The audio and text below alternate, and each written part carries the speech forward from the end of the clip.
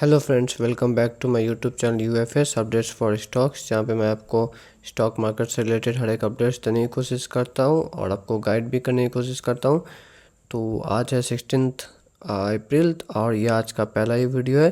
तो स्टार्ट करते बिना किसी देरी के, तो सबसे पहला जो अपडेट निकल के आता है वो BOF बफा मतलब बैंक ऑफ अमेरिका की तरफ से निकल के आता है। और इनका ऐसा मानना है कि ये इस साल जो है इकोनॉमी, ग्लोबल इकोनॉमी जो है वो काफ़ी वीक, कमज़ोर, सुस्त रहेगी। ओके। और अगर परसेंटेज वाइज बात करें तो पिछले 30 साल में जो सर्वे किया गया है ना, उसमें ये हाईएस्ट इन्होंने, मतलब परसेंटेज वाइज इन्होंने हाईएस्ट मतलब पोटेंशियल बताया है कि इस साल ग्लोबल इकोनॉमी जो है वो थोड़ा वीक रह सकता है। और ये बफा के जो फंड मैनेजर्स हैं उनके बीच ये सर्वे किया गया था। ये सर्वे जो ये देखिए, कोई नॉर्मल इंसान इन लोगों के बीच में नहीं, अब ऐसे 200 फंड मैनेजर्स का यहाँ पे सर्वे किया गया था। वो जो 200 फंड मैनेजर्स थे वो टोटल कितना, $444 बिलियन का AUM, एसेट अंडर मैनेजमेंट संभालते हैं, मतलब इन्वेस्टमेंट ये सब पर्पज़ से। तो ये जो 200 जो फंड मैनेजर्स थे, इनका ऐसा मानना है कि इस साल जो इकोनॉमी काफ़ी ख़राब, काफ़ी सुस्त, वीक रहने वाली है। ओके। नेक्स्ट अपडेट पे आते तो ये लैंडमार्क कार्ड्स है। तो यहाँ पे एक अच्छा तेज़ी देखने को मिला, क्योंकि Q4 के जो अपडेट्स था ना वो मार्केट को एक्चुअली पसंद आया। शेयर में अच्छा खासा ऊपर से गिरावट आ चुका है। इसके काफ़ी स्मॉल कैप कंपनी है ये कंपनी। देखिए बाकी सब तो ठीक है, बट हाँ, इस कंपनी पे जो डेप्ट, जो बोरोइंग्स है ना वो काफ़ी ज़्यादा है इस कंपनी का। इसका यही एक थोड़ा प्रॉब्लम है। बट एनीवे, न्यूज़ को कवर करते हैं। तो फाइनेंशियल ईयर 25 के हिसाब से देखा जाए तो इनका 21% का रेवेन्यू जंप है प्रीवियस फाइनेंशियल ईयर के कंपैरिजन में।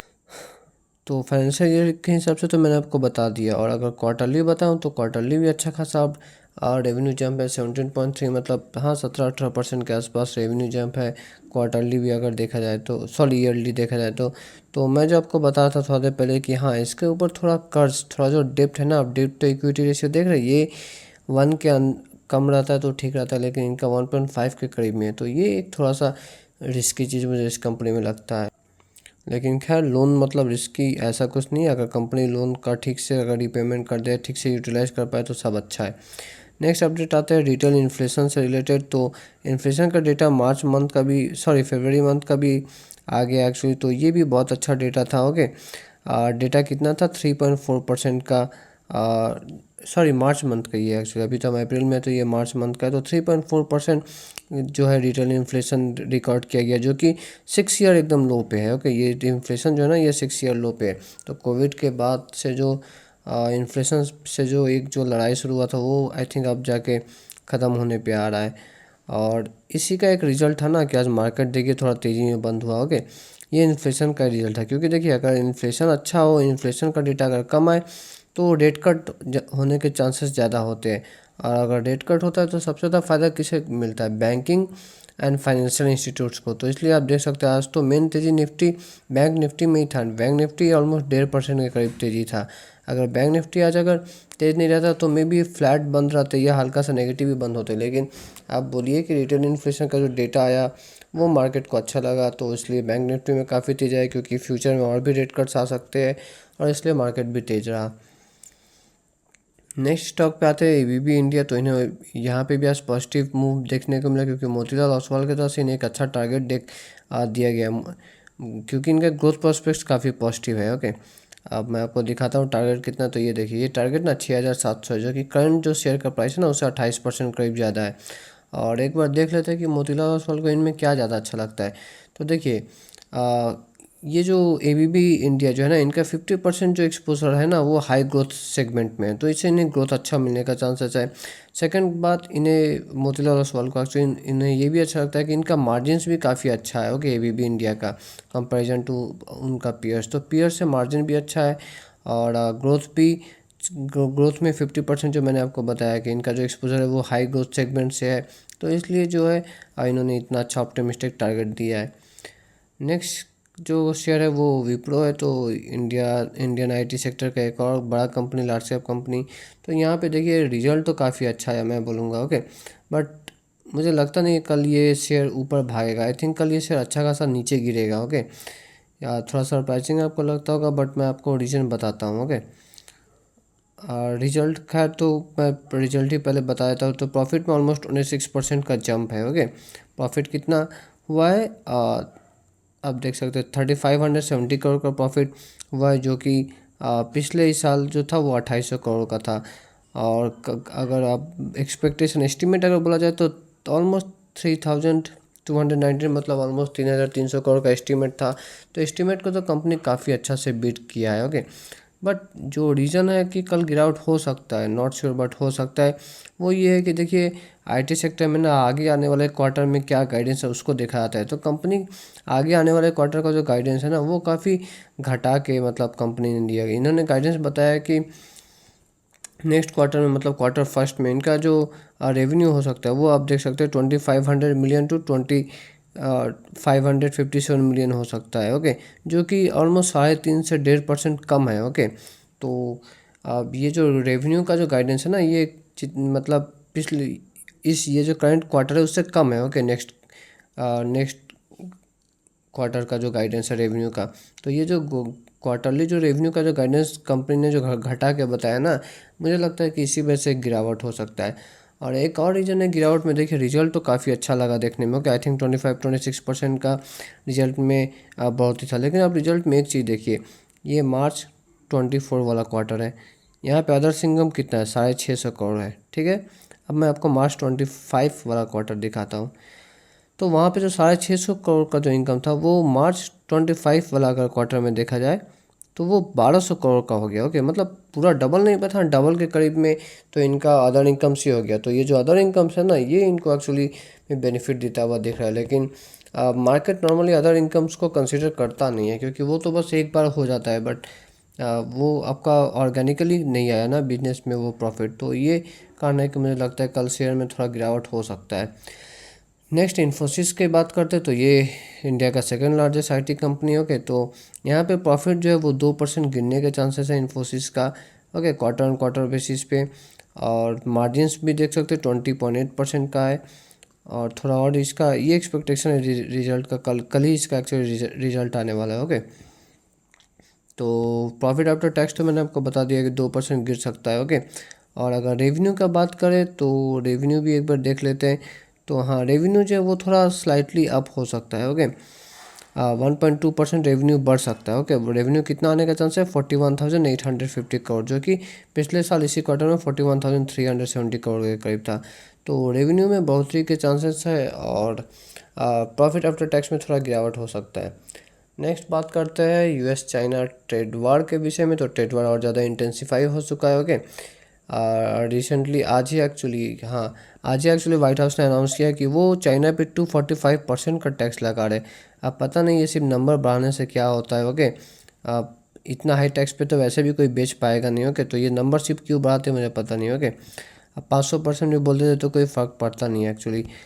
खैर, अब क्योंकि ये जो है मतलब देखिए ये अब ट्रेड वार अब रहा नहीं। ओके, ये जो यूएस चाइना के बीच में जो हम देख रहे हैं ना ये अब ट्रेड वार नहीं रहा। ये मुझे लगता है इससे सही होगा इसे कहना ईगो वार। ओके, ये अब ईगो के वजह से अब ये मतलब जो हो रहा है ना, तो चाइना झुकने के लिए तैयार है ना तो यूएस झुक रहा है। तो ये अब एक ईगो वार हो गया मुझे लग रहा है, इसलिए ये 250% का टैरिफ लगा चुका है ये यूएस चाइना पे। क्योंकि आपको पता है कि चाइना ने एक्चुअली रिसेंटली कुछ जो important rare earth minerals and elements उसको एक्सपोर्ट करने से मना कर दिया, मतलब वो यूएस को एक्सपोर्ट नहीं करेंगे। और यूएस का जो बोइंग जो एयरक्राफ्ट है, ओके, तो उसे भी मतलब चाइना अब खरीदने में इंटरेस्टेड नहीं है। ओके, चाइना जो है यूरोप की ओर, मतलब यूरोप में फ्रांस में एक कंपनी है, अच्छा कंपनी है मैं बता रहा हूँ, एयरबस। ओके, वो भी अच्छा एयरप्लेन्स बनाते हैं, तो मे भी चाइना उनके तरफ घूम सकता है। ओके, तो ये चीज़ यूएस को पसंद नहीं आया कि जो रेयर अर्थ एलिमेंट्स और मिनरल्स का जो एक्सपोर्ट करना चाइना ने जो बंद कर दिया। और फिर जो अमेरिकन बोइंग को मतलब इग्नोर करके जो एयरबस, आई थिंक एयरबस अभी श्योर नहीं है, बट बोइंग के बाद एयरबस ही है जो कि अच्छा एयरक्राफ्ट बनाते हैं। तो चाइना का ये जो रुख कि यूएस को टाटा बाय बाय बोल के यूरोपियन कंपनीज की तरह मुड़ना, तो ये इसलिए आई थिंक चाहिए यूएस ने इतना ज़्यादा टैक्स लगा दिया। But I think electronics goods ये सब जो है ये सब फिलहाल के लिए तो एग्जेम्प्ट रहने वाले हैं। नेक्स्ट आते हैं अब जब भी यूएस चाइना का वार अब ज़्यादा इंटेंसिफाई होता है ट्रेड वार, तो क्या होता है गोल्ड का प्राइस बढ़ते आता है। गोल्ड का प्राइस बढ़ते आता है, तो गोल्ड ने आज एक्चुअली 95,000 का लेवल भी क्रॉस कर दिया। और मैं अभी ये जो वीडियो बना रहा हूँ ना, वीडियो बनाने का जस्ट 2-3 मिनट पहले मैंने देखा गोल्ड 95,500 को भी क्रॉस कर दिया था, मतलब 1 लाख ऑलमोस्ट जाने वाला है गोल्ड भी। नेक्स्ट आते हैं एक और अपडेट है, तो यहाँ पे FII DII की तरफ से कुछ सरप्राइजिंग डेटा हमें देखने को मिल रहा है। तो डेटा ये सरप्राइजिंग है कि एक्चुअली कल भी FII ने बहुत अच्छा खरीदारी किया था। ओके, ऑलमोस्ट 6,000 करोड़ का प्लस का खरीदारी किया था FII ने, और आज भी काफ़ी अच्छा खरीदारी किया, ऑलमोस्ट 4,000 करोड़ का खरीदारी किया FII ने आज भी। तो ये काफ़ी पॉजिटिव न्यूज़ है FII का रिटर्न आना इंडियन मार्केट्स में, लेकिन देखते हैं ये टिकाऊ होगा कि नहीं। नेक्स्ट अपडेट पे आते, वो आपने देखा होगा कि आज 2 कंपनी स्मॉल कैप कंपनी, एक है ओलेक्ट्रा ग्रीन टेक। ओके, काफ़ी अच्छा तेज़ी हमें देखने को मिला, 4-5% तेज़ में बंद हुआ, लेकिन बीच में तो ये एक्चुअली 7-8% भी तेज़ था। और नेक्स्ट एक और कंपनी JBM ऑटो। ओके, तो ये दोनों कंपनी में तो यही सिमिलरिटी है कि ये दोनों एक ही इनका बिजनेस है, वो है इलेक्ट्रिक बस बनाना। ओके, और भी कुछ कुछ साइड में है, बट हाँ मेन बिजनेस इलेक्ट्रिक बस बनाना ही है। तो इनमें पॉजिटिव, इनमें इतना तेज़ी एक्चुअली आज इसलिए था क्योंकि सेंट्रल गवर्नमेंट जो है 10,000 इलेक्ट्रिक बसेस को ना टेंडर इश्यू करने वाली है। ओके, और ये जो इलेक्ट्रिक बस है ये JBM ऑटो, इलेक्ट्रिक ग्रीनटेक यही लोग बनाते हैं। तो मतलब अब इनका रेवेन्यू समझ लीजिए, ये जो 10,000 करोड़ का बस का जो टेंडर इन्हें जो मिलेगा, इससे इनका रेवेन्यू में इजाफा हुआ, तो प्रॉफिट बढ़ेगा, प्रॉफिट तो शेयर भी बढ़ेगा। तो इसी कारण हमें इन दोनों शेयर में आज अच्छा खासा तेज़ी देखने को मिला। थोड़ा और डिटेल में कवर करते हैं, तो आप यहाँ पे देख सकते हैं कि 10,000 इलेक्ट्रिक बसेस के लिए जो है प्रोक्योरमेंट, मतलब सरकार इनको खरीदेगी। ओके, और इसके लिए ये मिनिस्ट्री ऑफ हेवी इंडस्ट्रीज, इनके द्वारा जो है ये टेंडर रिलीज़ किया जाएगा। कब किया जाएगा? जस्ट नेक्स्ट मंथ में ही किया जाएगा। ओके, तो ये CNBC ने रिपोर्ट किया है। एक्चुअली सेंट्रल गवर्नमेंट ने अब एक स्कीम लॉन्च किया था, PME ड्राइव स्कीम, जिसके तहत कि जिसके तहत कि 10,900 करोड़, मतलब ऑलमोस्ट 11,000 करोड़ जो है सेंट्रल गवर्नमेंट एलोकेट करने वाली थी, ताकि ज़्यादा से ज़्यादा जल्दी से जल्दी हमारे देश में EV का एडॉप्शन हो, चार्जिंग इंफ्रास्ट्रक्चर और बेटर हो। ओके, मतलब बेसिकली EV मैन्युफैक्चरिंग का इकोसिस्टम बने इंडिया में। ओके, और इसका मतलब बेसिकली यही है कि आप मान सकते हैं कि सेंट्रल गवर्नमेंट बहुत सीरियस है, मतलब EV electric bus and vehicles इसको लेके। ओके, तो इस वजह से ये दोनों कंपनी में काफ़ी तेज़ी अच्छा हमें देखने को मिला। और इलेक्ट्रिक इंटेक के बारे में मैं बताऊँ, ये काफ़ी high growth, high profit growth और करने वाली कंपनी है, तो इनमें तेज़ी भी उतना ही ज़्यादा रहता है। और अभी जो है ये शेयर एक समय एक्चुअली 1-1.5 साल पहले ना 2200 का हाई मारा था। ओके, वहाँ से अभी 1100, 1150 पे है, मतलब ऑलमोस्ट 50% का आपको डिस्काउंट पे भी मिल रहा है। तो ये कंपनी मुझे काफ़ी अच्छा लगता है लॉन्ग टर्म के लिए, मतलब काफ़ी प्रॉमिसिंग है। और ये जो मैंने आपको PM ड्राइव स्कीम बताया, इसके जरिए टोटल 14,000 इलेक्ट्रिक बसेस को जो है फाइनेंशियली सपोर्ट करेगी सरकारों के प्रोक्योरमेंट में। और इसके लिए सरकार कितना 4,900 करोड़ के करीब खर्च भी करने वाली है, 4,400 करोड़, सॉरी। तो इस वीडियो में इतना ही। अगर आपको अच्छा लगा होगा तो make sure you like and subscribe my YouTube channel. मिलते हैं नेक्स्ट वीडियो में।